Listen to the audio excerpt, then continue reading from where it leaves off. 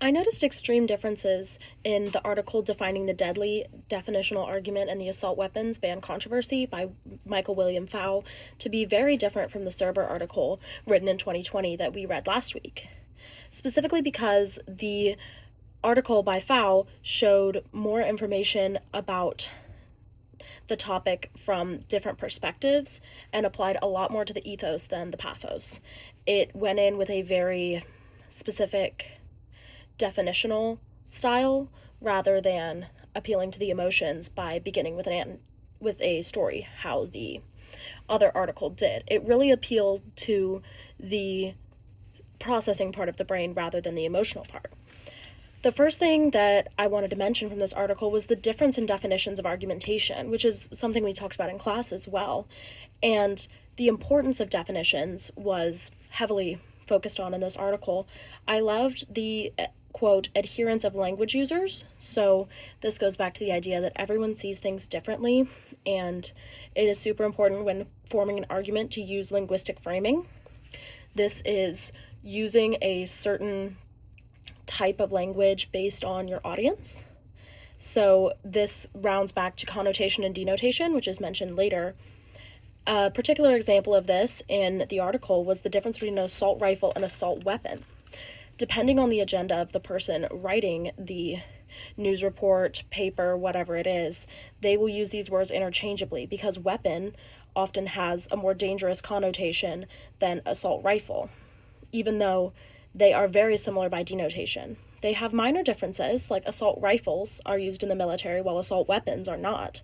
But the public does not know that. That's not common information or public knowledge, which allows these writers to use linguistic framing to make these guns seem different levels of dangerous based on their agenda, whether they're for or against the Second Amendment right to bear arms, and what arms can we bear.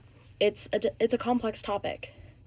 I would relate connotation and denotation in the real world, as of right now, to the interchangeability of the words protest and riot in the media. I've noticed that a lot, that depending on the political party or the direction in which the writer is trying to move the reader's thought, they will use riot and protest interchangeably. By denotation, riots are violent while protests are not.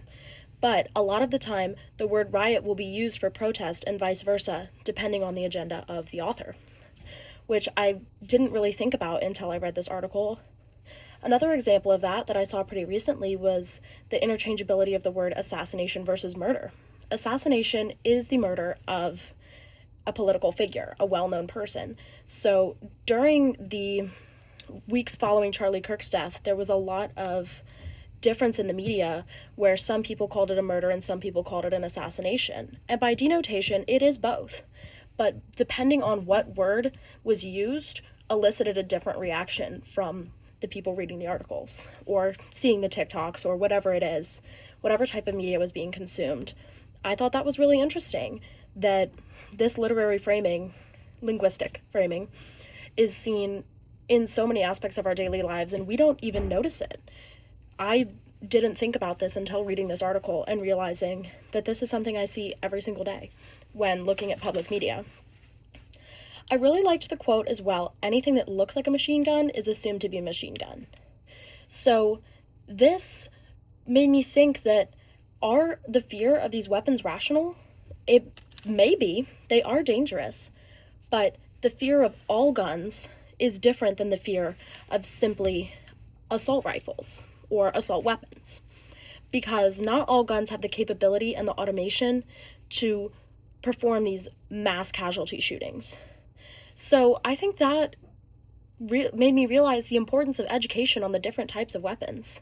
If you are in a position of legislation, or really any American voter, you should know the difference between the types of guns, the types of permits necessary, and what gun can do what damage. Because there are a lot of guns that would not be capable of a mass casualty shooting, but they would be capable of protecting a woman on her walk home in the dark. It's a topic that's far more complex than we think. It's not black and white. Very little political debates are. So this article really had me thinking about the complexity of the debate, especially contrasted with the Serber article.